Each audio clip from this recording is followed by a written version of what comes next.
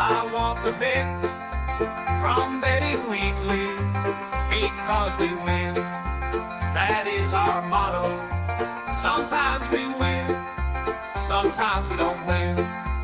Don't give us the bird, don't give us your stink eye. We try our best, and we're successful. Come watch our show. Red River sponsors, it's time to start. Enjoy the show.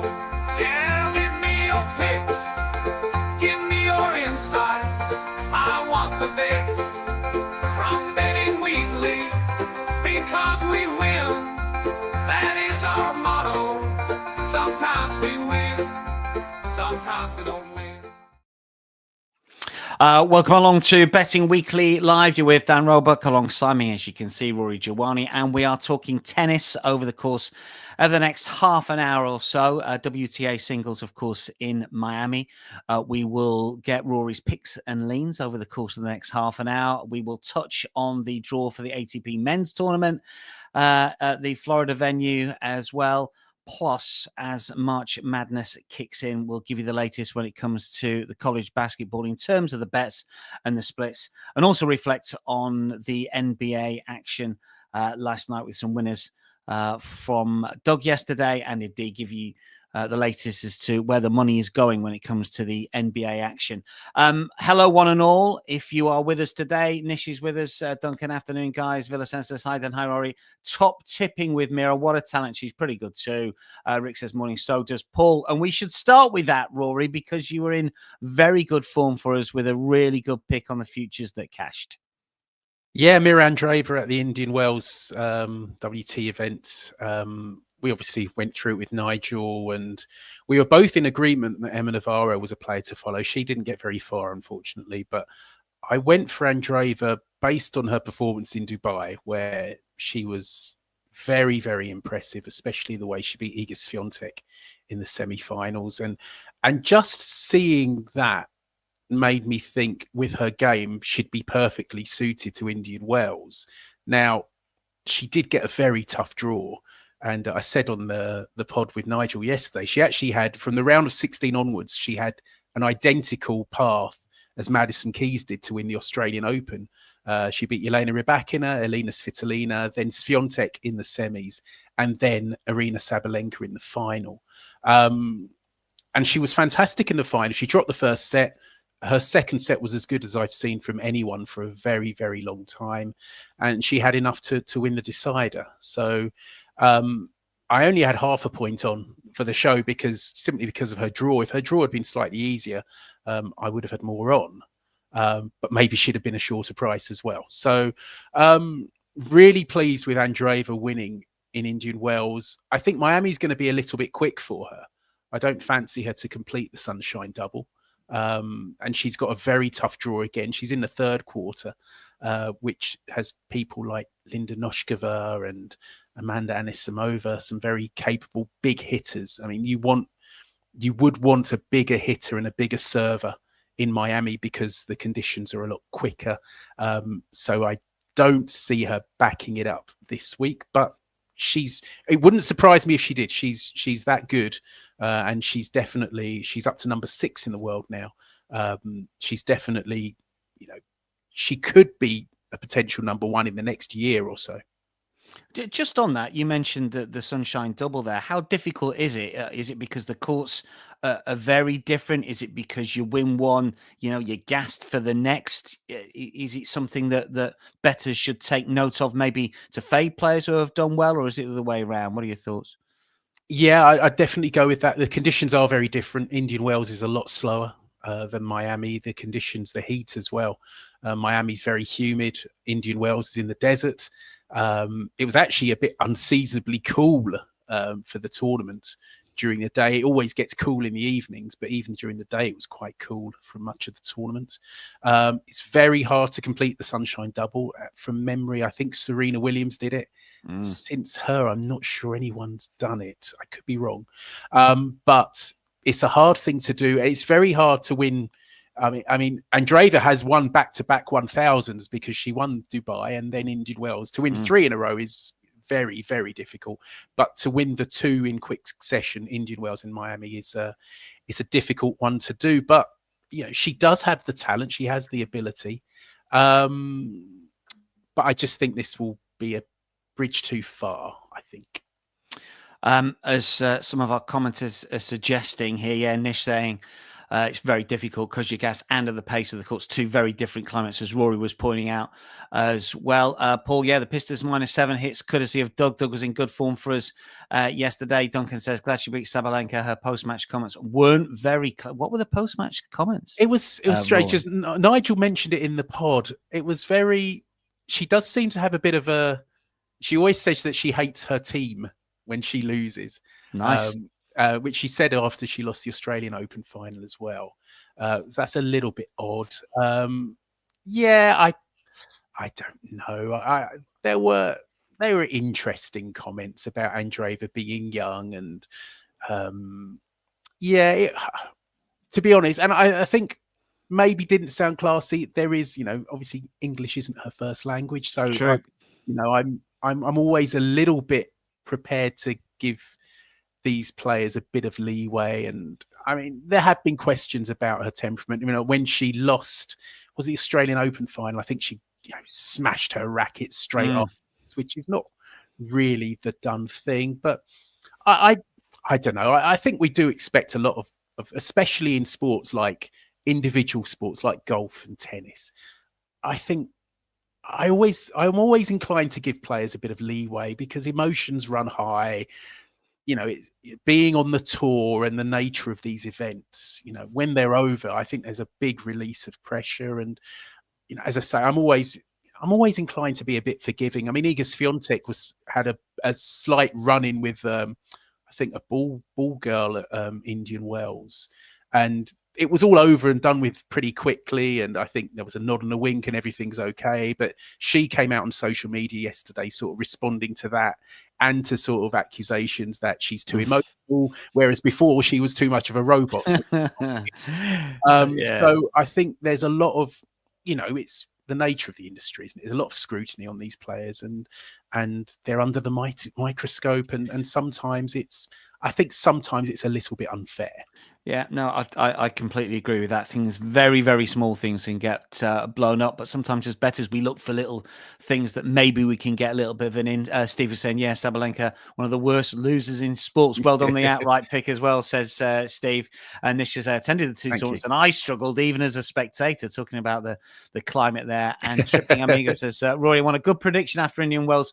Big losses on Sabalenka in the final, says Tripping Amigos. We've got plenty of plays coming your way. We've got plays not just for today and some that start pretty soon, but also tomorrow as well from Rory. Just to have a recap on where the money was going yesterday. These are some notable Monday winners and losers in the NBA. A $50,000 play on the Pistons, -305 at -192. Fairly short odds there against the Pelicans, which was a winner. This is a really random one for me. A $20,000 play on Union de Santa Fe against Banfield, which is an Argentine top flight game. The bet was over 2.5 goals at -187, and it was a winner. It was a live play. It was 1-1 with 10 minutes to go.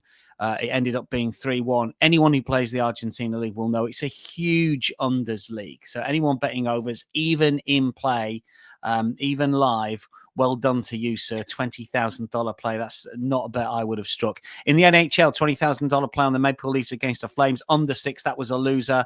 The game score was 6-2 to the Leafs. And in the NBA, a $17,000 play on the Warriors live on the money line, which was a loser against the Nuggets. And just speaking of the NBA plays yesterday, hats off to Doug, who was with Steve yesterday. And we're going to see a lot more of Doug when it comes to the real meat of the March Madness action, which of course kicks off a little bit later on, or tips off a little bit later on. Doug with a really good handicap play on the 76ers, which was a winner, on the Pistons at -7 and -7.5, which was a winner, and also a play on Miami Heat at +4 and the halftime score, which was also a winner. So if you were with Doug yesterday, if you were following Doug in, you got plenty to collect. There'll be a little bit more in your account. When it comes to the action live on the Bet Rivers app and on the website today, we have got some soccer. It's Rotherham against Wickham in League One. Wickham can go back in the top 2 with a win. It's tight between themselves and Wrexham, of course, for that second automatic qualification spot. That game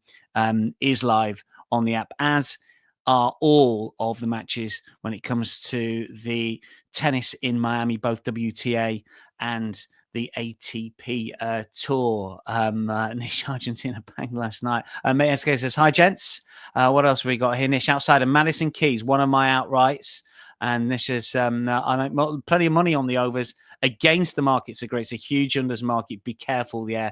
That's talking about Argentina. Very, very, very, very true.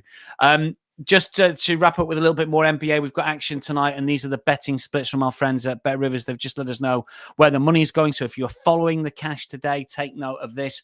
Hawks at the Hornets at the Spectrum Center on the money line, 97% of the money, 89% of the tickets on the Hawks, again on the spread. And when it comes to the over and under lines, 88% of the money on over, 59% of the tickets on the under. Nets at the Celtics, most of the money on the Celtics on the money line, but on the spread, bettors are coming for the Nets. When it comes to the Bucks against the Warriors in San Francisco, again, the money line is very much on the Bucks, but there are 59% of the tickets on the spread on the Warriors, so that's a little bit mixed, and it's very, very tight overs and unders for that game in San Francisco. 53% of the money on unders, 57% of the tickets on the overs. And finally, before we get into the tennis with Rory, Cavaliers at the Clippers in Inglewood, 78% of the money has come for the Cavaliers, 89% of the tickets. And likewise, the Cavaliers are well bet on the spread, and most of the money, 95% of the cash, has gone for the overs in that Cavaliers at the Clippers game. Duncan says up the Wickham. Yes, Duncan, give us your pick on that one. I'll relay it to everybody a little bit later on in the show. Let's start with some tennis then with Rory. We've got picks and leans from Rory in a lot of matches. We'll go through today's games first, and then we'll be talking college basketball in terms of the betting splits, and then we'll get tomorrow's games a little later in the show. We've got plenty to get through here.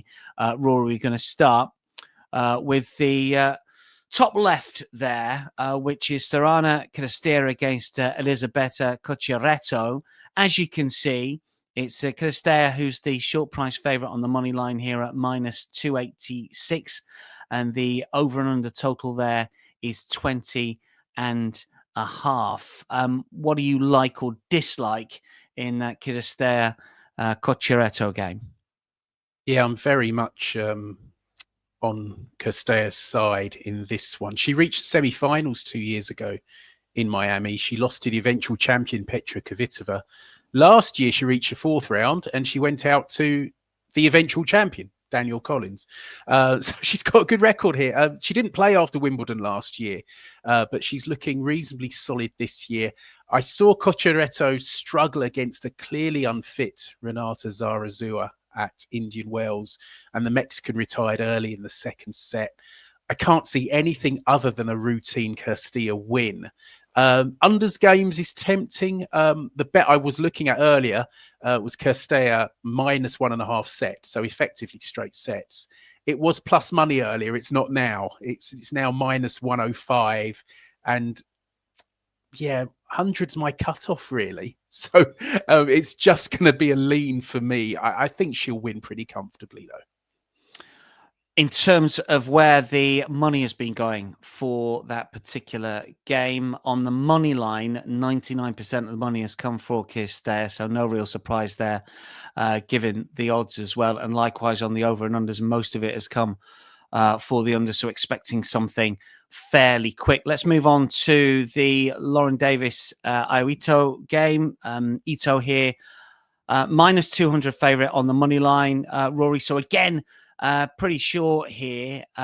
She's not got an awful lot of experience because she's just 20. But look, she did secure success. Was it in Canberra earlier this season, Rory? So she's in decent form in 2025, and she is the favourite here. Do we see her pressing up and beating Lauren Davis? What's the angle in with this one? Yeah, I think so. I mean, Davis, I think she's been in the top 30 or 40 in the past, but her game is much better suited to slower conditions. She's lost her last 3 matches obviously, as we said, it's quick in Miami. And Ito's a player on the rise. She's up to 106 in the world. She's beaten the likes of Varvara Gracheva and Taylor Townsend this season.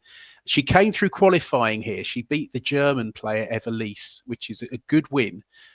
So one advantage there is she'll be used to the pace of the courts. Again, I'm looking at straight sets here. I don't see Davis really landing a blow. So for me, the bet is Ito minus 1.5 sets at plus 130. I think that's a price you can play at. That's the play when it comes to the Davis-Ito game. And again, when it comes to the money in this game, no surprise, most of the money, certainly when it comes to the money line and the spreads, 99% and 94% respectively, has come on the short price favourite. Kvitova against Kenin next for us here, Rory. Kvitova, 2023 Miami champ, but the big outsider here at plus 195 here.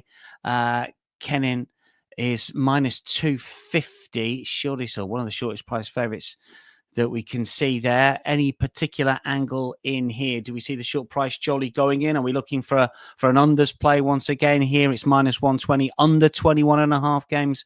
Over is minus 106. What's your thoughts on the Kvitova Kenin game? Yeah, well, Kvitova, of course, when she won 2 years ago, Nigel was on her at 100-1. So that was a nice one for Nigel when he was out there watching the tournament. 2 Grand Slam winners meeting in the first round here. Kvitova has not long come back from maternity leave, shall we call it. She's been competitive, though. She's 2-time Wimbledon champion. She does want quicker conditions like these in Miami. Sofia Kenin hasn't been playing that badly either lately. She reached the quarterfinals in Dubai. I think this will be tight. I mean, Kvitova, she's lost 2 matches since she came back. Both of them have gone to 3 sets. Obviously, she's a work in progress, but that lefty serve, if it gets going, who knows what she can do. Kvitova, throughout her career, she's known for her matches going to 3 sets, and I think that could be the case here. So the bet for me here is over 2.5 sets at plus 155, which I think is a big price because, as I say, if Kvitova does get her serve going, she'll be difficult to break. So I can definitely see her winning a set here. So looking for that one to go all the way might be the best way to play it. Nish has chipped in with a little thought or two on the games that we've just referenced as well. Lauren Davis handicap, perhaps she can surprise. Ito is solid, so I agree. And Nish also says Kenin easy, but weak odds maybe plus 2.5 sets as you were referencing there could be worth a look in terms of where the money's going for this one. It's fairly even in terms of the money line. 55% has gone to Kvitova. Kenin has got 5% of the money. When it comes to the spreads, most of the money has come for Kenin, and the over and under line, under 78% of the money has come for the unders in that game. And just to round out the day one matches, because these all start within the next sort of couple of hours, we can get your thoughts on the final match there, which is Zararua against Krueger. Zararua here at plus 310. Krueger is a minus 420 shot here. Made the final in Abu Dhabi, and I heard you reference that Zararua has got an injury issue or not, Rory. What's the thoughts on this one? Yeah, so she pulled out in Indian Wells, as I mentioned, against Cocciaretto with a knee injury. She was wearing quite heavy strapping on it. She actually retired in her match before that in qualifying in Dubai. And on top of that, she needs it slow. She's improved a lot over the last year, but she definitely needs slower conditions. She's not going to get that here. Whereas Krueger, as you mentioned, reached the final in Abu Dhabi. Big serve, big ground strokes. The quicker, the better for her. So I fancy Krueger to win very comfortably. Obviously, the odds tell you that. But I think we might have to be a little bit canny here because I'm still not convinced Zarazua's fit. And I think there could be a retirement at some point during the match. So what I'm going to try is a bet on the first set, just in case Zararua pulls out in the second. And the bet I like here is under 8.5 games in the first set, and that's plus 143. I think Krueger is very capable of winning the first set 6-2, even if Zararua's fit. So I'd go for that bet just because I have a feeling that Zararua might not last the distance.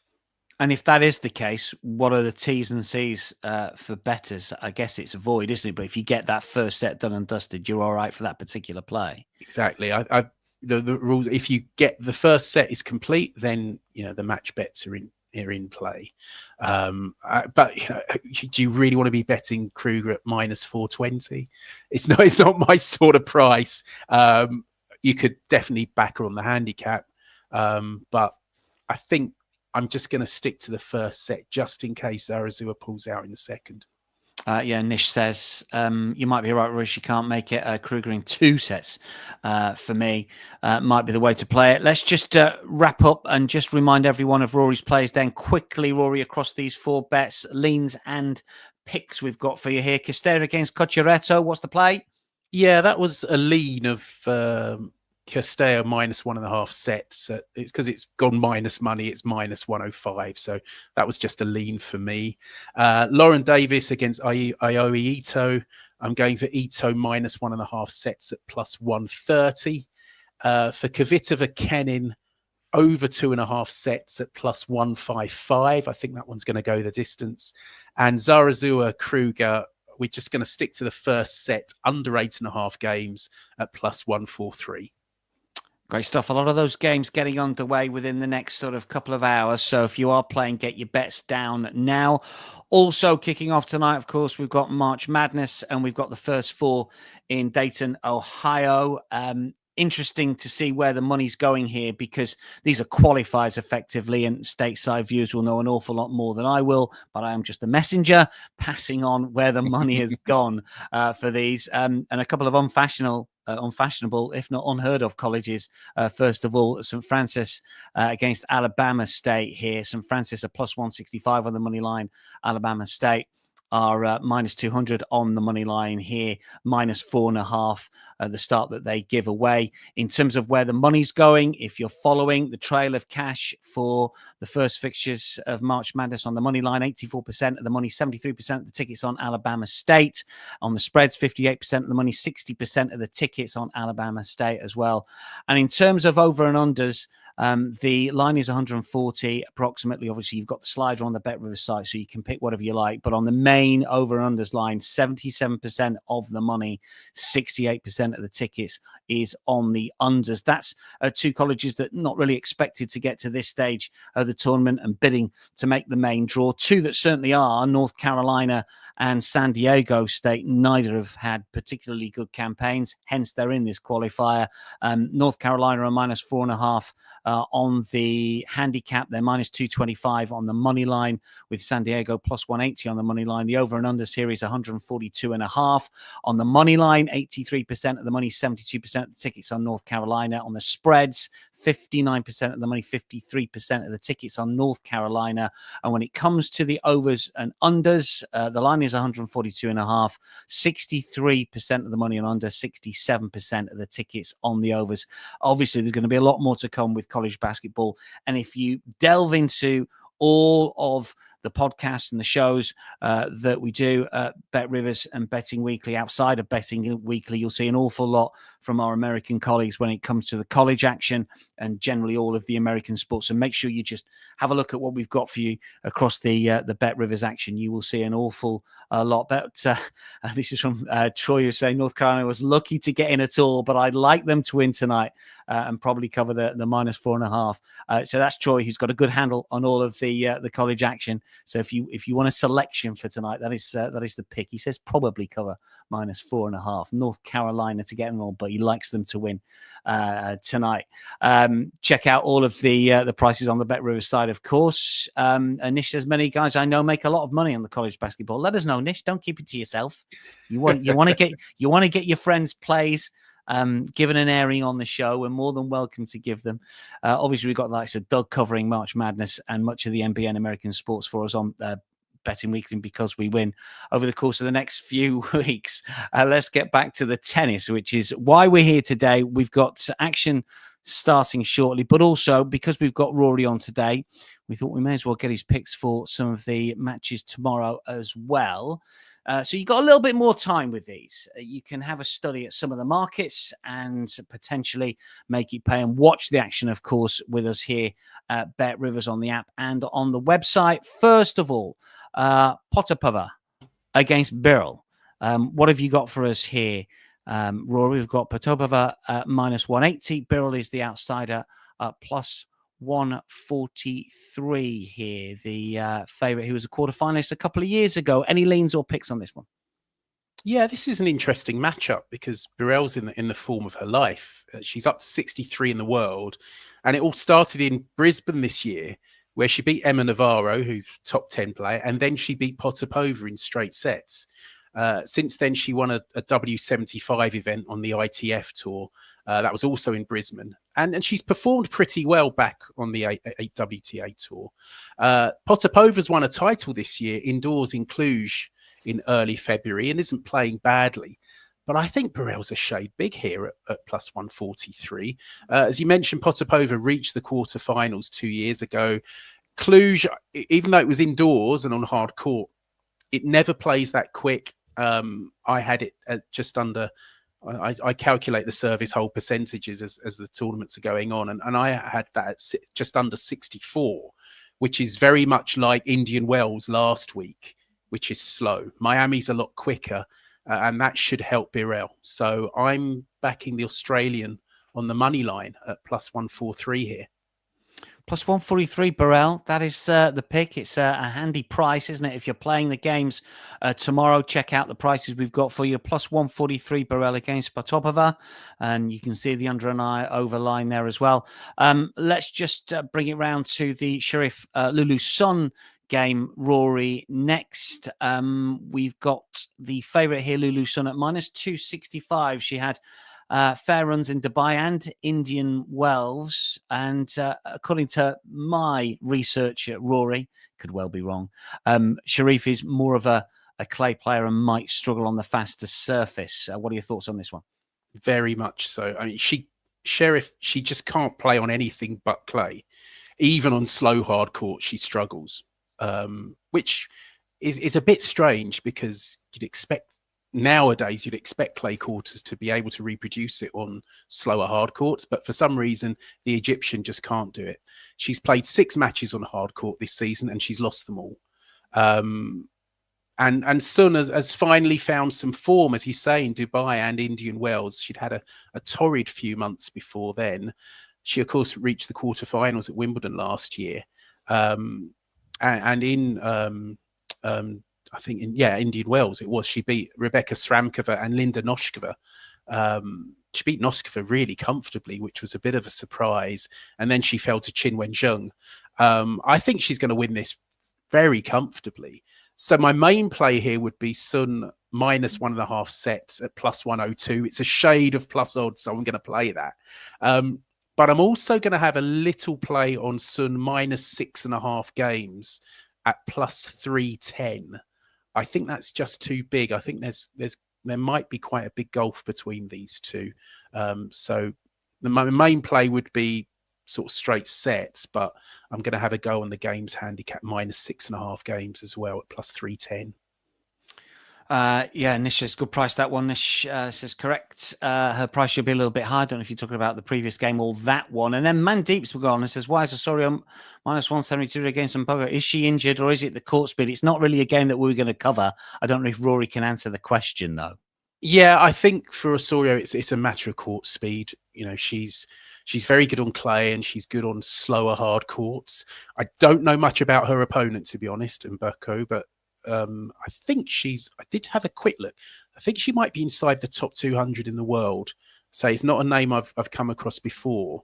But maybe people in the know think she might go well here. And Osorio has had a few injury issues, because I remember I backed her in the futures market for Merida in Colombia on home soil, and she had to pull out before the tournament started. So there are a few question marks over her at the moment. Still got games to come. These are all tomorrow's games. If you are just joining us, you'll have to wait for the replay, and hopefully you can just get in time when it comes to the games today. We move on, Rory, to Katie Boulter against Peyton Stearns here. This one almost a pick'em contest here. Katie Boulter at -109 and Peyton Stearns at -114. What do we make of this here? Can you make a case for either, or have you got one strong? What do we think about Boulter Stearns? Well, Boulter's not long come back from a foot injury, so she played at the Australian Open. That didn't go so well, and then she came back at Indian Wells. She beat Irina Begu in the first round. That was quite a hard match, and then she ran into Jelena Rybakina, was bageled in the first set, made a good fight of it in the second, 7-5. I think the quicker conditions will help her, and where Boulter struggles is against players that can hit through her. I remember watching the Hong Kong final last year, and Deanna Schneider just, absolutely pulverized her. It was very one-sided. Stearns isn't that sort of player. She's a bit of a grinder. She hasn't been at her best of late. She was ill, and they found out it was E. coli poisoning, which isn't very pleasant.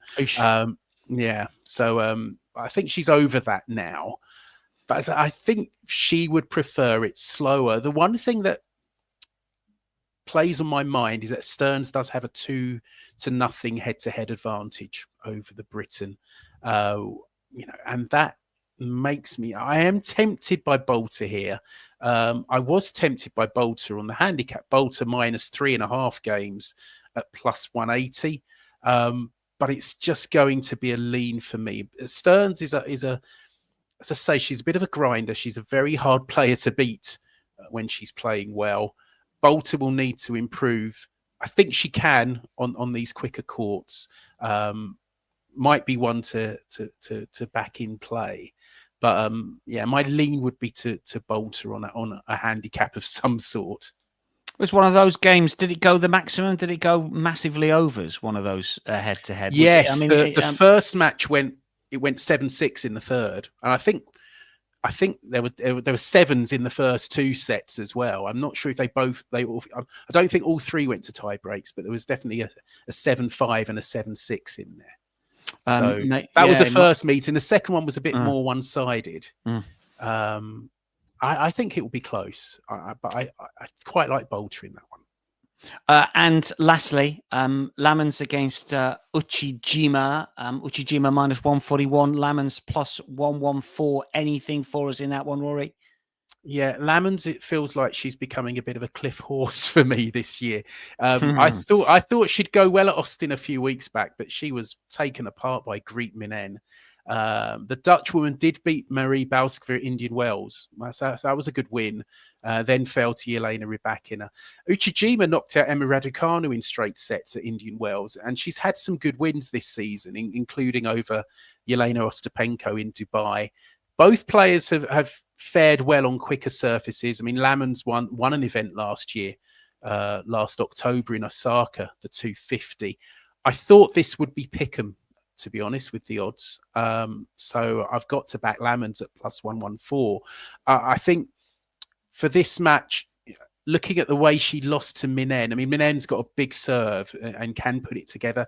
Uchijima doesn't have that kind of weaponry. So I think Lamens can actually get into this match and find her rhythm. So I like Lamens at +114 here. Okay, Lamens at +114. Just remind us, these are tomorrow's games, of course. Just let our viewers know which bets, leans you like across the 4 games tomorrow. Yeah, starting Potapova Birrell. I like Birrell on the money line at +143. Lulu Sun, I'm very keen on against Mayar Sherif. Sun -1.5 sets at +102 is my main play, but I'll also be backing Sun -6.5 games at +310. I think that could be quite one-sided.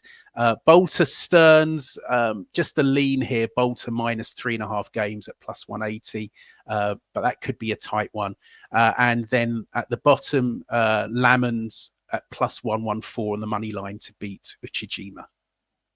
4 games tomorrow with leans and picks and thoughts there from Rory. We're getting 1 or 2 questions for games outside of the ones that Rory wants to talk about, but I'm sure you can give a word for Sultani Ashraf, who says Yastremska against Bencic. I like Yastremska here at plus 300, 3-1 shot. Does that get your seal of approval or not? Will you be laying that one if Sultani was round the corner with his money? Well, I was surprised actually to see Bencic was quite well backed in the futures market. She was in from $40 to $25. She's not long back from a baby break, and she came back late last year. Yastremska's a player it's not that I can't really get her right. She is quite temperamental. She's quite inconsistent. When she's on her game, she's very dangerous, but she's as likely to be off her game. So probably one that I would avoid. For Bencic, I'm not sure about her in these quicker conditions, which is partly why I was a bit surprised by that money for her in the futures market. She's a very good player, obviously. Yastremska on her day is a match for anyone, but it's just which Yastremska turns up.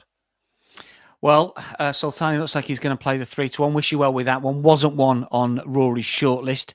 And we haven't got an official play from Rory when it comes to the men's, but we thought we'd get his thoughts anyway when it comes to the action in Miami when it comes to the men's. And obviously got qualifiers today, but the main draw is out. Carlos Alcaraz is the favourite at plus 220 with Novak Djokovic and Jack Draper, both 7-1. I guess first of all, you've got to have your thoughts on Jack Draper's win, because, I mean, that was a fantastic one. I mean, obviously talking as a couple of Brits here, from a British tennis point of view, it was sensational, wasn't it? It really was. Didn't see it coming. And I watched the final against Holger Rune, and he took the Dane apart. He's got that big lefty serve, which gets him lots of cheap points. His forehand is just incredible. I mean, he bashes that thing down the line. It's a real weapon. And also what I was really, really impressed by, Indian Wells is not, the courts in Indian Wells are not fast. These are not his best conditions. You'd want to see him with that serve and that forehand and that power that he has. He's only going to be better on a quicker court. So I think he's got a great chance in Miami coming up. I mean, obviously winning back-to-back 1000s is tough. He has struggled physically in the past. That would be my concern. But one interesting thing actually, because he's ranked seeded 6 for the tournament. He's number 7 in the world now. But it's different because with the women's, Mira Andreeva won the Indian Wells, but the seedings weren't based on the new rankings. So she's still seeded 11th. Whereas Draper, the new rankings have taken effect. So he's a world number 7 and he's seeded 6 here, which I thought was a bit strange, that what is different between the two tournaments. It is good for Draper in that he does get a potentially easier draw, while Andreeva's got a horror draw in the women's event. But Draper's in the top quarter. He could meet Alexander Zverev, who's the top seed in the quarterfinals. He's the top seed, of course, because Yannick Sinner's suspended. Yeah. But in that Q1, you've got Artur Fils, who could be a real threat on these quick courts. Q2, Taylor Fritz is a big seed there. Could go well. But then you've got big servers. You've got Hubert Hurkacz there. You've got Ben Shelton in there. And Shelton on the outright list is the one that took my eye. I mean, I'm going to bow to Sean Calvert on this. The boys will be out with Game Bet and Match probably any minute now. That should be going live. And I'm sure Sean's views will be more worth listening to than mine. But on that list, I thought Shelton, he reached the quarterfinals in Indian Wells. Same sort of logic with Draper. You'd think he'd be much more effective. His serve would be more effective and his game would be more effective on a quicker surface, which he'll get in Miami. So $35, I thought looked a decent play. The bottom half of the draw, I mean, to me, and I could be wrong here, the likely winners look to be in the top half. I think Alcaraz is far too short. If he couldn't win Indian Wells, I can't see him winning in Miami. Novak Djokovic is in the third quarter, which doesn't look the worst, but his fitness has to be of concern. But I'd be very much against Alcaraz and Djokovic, and possibly against Draper, just because going back to back is very, very hard. But then you go further down the list. I mean, Zverev is an obvious choice. I mean, he's the top seed. He's $11. That doesn't look a bad price. But then the likes of Dominau and Rune and Rublev, I wouldn't think these courts would be particularly to their liking. But Fritz and Shelton at $30 and $35 to me could be big prices. Lovely. And as you can see there in the comments, I've just finished Game Better Match with Sean, and both Nigel and Sean have tipped Shelton at there we go. 35-1. I mean, good company. So that's our three tennis handicappers of all. I mean, that's, you know, on the Premier League show we call that an unprecedented 3-unit play. I mean, there are none of that. Yeah. there are others, of course, but just a sneak peek. Yeah, the whys and wherefores and the reasonings and the chat from Nigel and Sean, obviously on the show, plus some other plays as well. Nish says Fritz is a good option. Sultan Ashra says I like Zverev here at plus 11 or plus 1100. Couldn't put you off that at all. Yeah, as Rory was saying, double figures. Yeah. I'm surprised at that. Yeah, Grand Slam says, well, yeah, we need someone else to tip them up. I mean, I bow to our YouTube commenters here who've got much more knowledge than I have when it comes to tennis. So I'm gonna have to bet Shelton now. This is it. This is a collective. This is a community play. Everybody, everybody's got to get involved with Shelton at 35-1. We'll play to get to the final. We'll play each way if you can, wherever you're betting. That just about wraps it up for today. Rory, so look, you've given us an awful lot there, today's games and tomorrow's games. If you had to pick out one of your plays to say, look, this is the best bet when it comes to the tennis for this show, what would it be? I think I don't normally do too well with my best play, so I'm going to go. I'm going to play it safe. I'm going to play it safe. The Lulu -1.5 sets at plus 102 against Mayar Sherif. I can't see that one being beaten. To me, that would be pretty near a cert. Oh, there we go. Love that. Good confidence. Nish says, yes, Shelton, excellent call. So if Nish is our representative of our listeners, that means we do get the full house. We do get the Grand Slam, as Duncan was pointing out. Brilliant stuff, right? That is your lot from myself and Rory. Don't forget, we've got an awful lot coming up over the course of this week. We are tennis heavy. There's no real significant soccer until the internationals roll around, but don't worry, we will have you covered when it comes to all of the what are we into World Cup qualifiers now? I'm not quite sure what it is. I think it is at some sections of the world. I think it might even be England involved in World Cup qualifiers. So we'll have plenty of coverage of that, plus the tennis from Rory, from Sean, and of course from Nigel. We've got our Betting Weekly newsletter out. We've got a weekend newsletter as well where we all give plays, and it's going to be an eclectic mix this week because there is no European soccer. So there's all sorts of selections from all around the globe coming your way, including internationals, a little bit of MLS as well. So watch out for that. If you've not yet signed up, bettingweeklystudios.com, head to that address. Put your email address in. You'll get 2 newsletters, one at the start of the week, looking forward to all the midweek action, and a little bit more than one at the end of the week that's got a whole lot of information and data and prices and tips and markets and thoughts and picks and leans, analysis, the lot. So an awful lot. We had our first one last week, very well received. Make sure you're on that mailing list. It costs you nothing. Nish says Bayern versus Lyon ladies later. This is Champions League. I did ask Nigel. I said, Nigel, do you want the Women's Champions League covered? He just said no. But Bayern against Lyon, and Lyon were perennial winners of the Champions League. They haven't. Did Barcelona win it last year? Nish is plus 2.75 Asian goals. That is the play. And Duncan says both teams to score. Rotherham versus Wickham. Duncan, I think, is a Wickham fan. So that's the play for the soccer. Nigel said we weren't allowed soccer plays. I'm not giving them, Nigel. It's the viewers that want the soccer, not me. Right. Rory, thanks for coming on. We'll see you soon, pal. Thanks very much. No, it's funny. It's a big one tonight because I live in Madrid and it's Real Madrid against Arsenal. It is Women's Champions League. They don't play at the Bernabeu. They play out in basically the training ground, which is near the airport. But it's a that nice should be a ground, good isn't game. it? Yeah, It it's is. It is nice. I've been there a couple of nice times. ground. Yeah. I saw Chelsea beat them last year in the Champions League. Actually, no, I think it was a 2-2 draw. Actually, there was one goal disallowed for offside, which was never offside in a million years. They don't have VAR in the Women's Champions League. Well, they certainly didn't last year. But yeah, hopefully Arsenal can do the business in the first leg. That'd be interesting. Plenty of look. We've not previewed them, but if you've got an angle in, Bet Rivers have got the lot priced up. I can tell you that. Anyway, that's a lot from myself and from Rory. We will speak a little bit later on this week, and of course, we've got our live show tomorrow from 11 Eastern. Hopefully, you can join us then.